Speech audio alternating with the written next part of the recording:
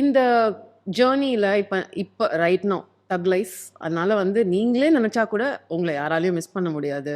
உங்களுக்கு பயங்கரமான அட்டென்ஷன் கிடைக்குது, எல்லா இடத்துலையும் உங்களை பெருசாக பார்க்குறாங்க. படம் ரிலீஸ் ஆனதுக்கப்புறம் அது இன்னும் கூட பெருசாக இருக்க போகுது. But there's always this silence moments இல்லை, which is the true test to time. நீங்கள் வந்து ஷூட்டிங் போகிற டைம் உங்கள் வேலை உண்டு, உங்கள் வீடு, உங்கள் ஹோட்டல் அப்படின்னு சொல்லிட்டு இருப்பீங்க. ஆர் ஒரு படத்தோட ரிலீஸ்க்காக எக்ஸ்பெக்டேஷனோடு இருக்கீங்க, அது தள்ளி போயிட்டே இருக்கு. ஆர் எப்பயாவது வந்து நிறைய படங்கள் கதை கேட்குறீங்க, ஆனால் அதை நீங்கள் நோ சொல்கிற மாதிரி ஒரு தருணங்களே வருது. Maybe you want to say yes. அந்த waiting time is the toughest. அந்த சைலன்ஸ் எப்படி வந்து ஹேண்டில் பண்ணுறீங்க? ஆக்சுவலாக ஒரு இன்சிடென்ட் தான் ஞாபகம் வருது. பிகாஸ் மறக்க முடியாத ஒரு சைலன்ஸ் அதான். ப்ளீஸ். நான் வந்து திஸ் இஸ் ஏர்லி 2010க்கு அப்புறம் சோதுகம் கிடைக்கிறதுக்கு முன்னாடி இந்த 3-4 வருஷம் அதில் வந்து நான் ஆடிஷனாக போய்கிட்டு இருக்கேன். அதாவது எல்லாத்துக்கும், படம் மட்டும் இல்லை, ஆடுக்கு எல்லாத்துக்கும் போகிறேன். எதுவுமே ஒர்க்கே ஆக மாட்டேங்குது.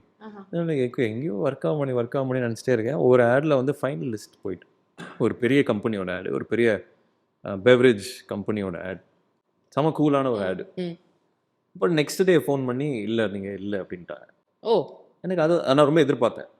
அன்றைக்கி நைட்டு நான் போய் படுத்துட்டு இருக்கேன். அது வரைக்கும் நம்ம இந்த மாதிரி நம்ம பேசணும்ல, அந்த மாதிரி நான் எனக்கே பேசுவேன். அதெல்லாம் ஒன்றும் இல்லை, பார்த்துக்கலாம், இதெல்லாம் ஒன்றும் இல்லை, இதெல்லாம் ஒன்று. நைட்டு போய் படுத்துட்டு இருக்கேன். படுத்துட்டு அப்படியே மேலே அந்த ஃபேன் ஓடிட்டுருக்கேன், அதை பார்த்துட்டே இருக்கேன். அப்படியே கண்ணில் தண்ணி வருது.